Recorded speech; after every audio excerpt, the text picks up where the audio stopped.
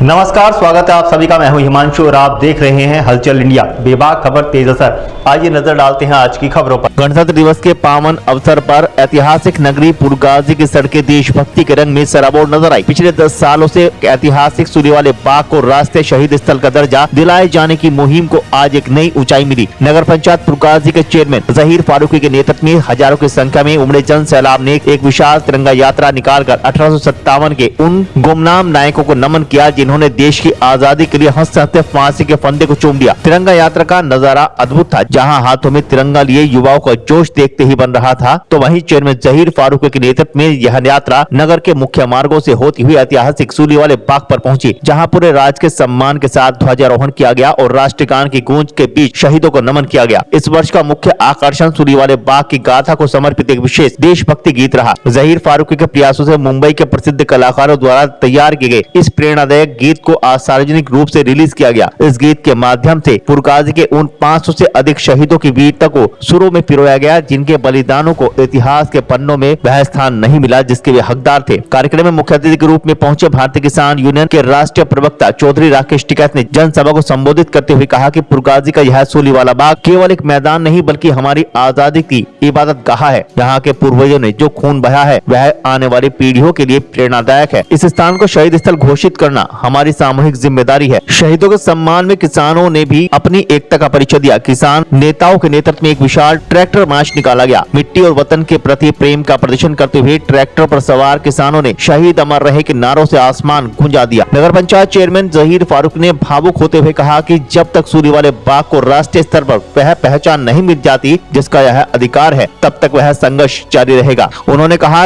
यह गीत और यह तिरंगा यात्रा हमारे शहीदों के प्रति एक छोटी सी भेंट है। हम चाहते हैं कि आने वाली नस्लें जान सके कि उनकी आजादी की कीमत क्या थी। भाई जितना बड़ा दिल्ली में लिख रहा इतना ही बड़ा पुरगाजी में लिख रहा।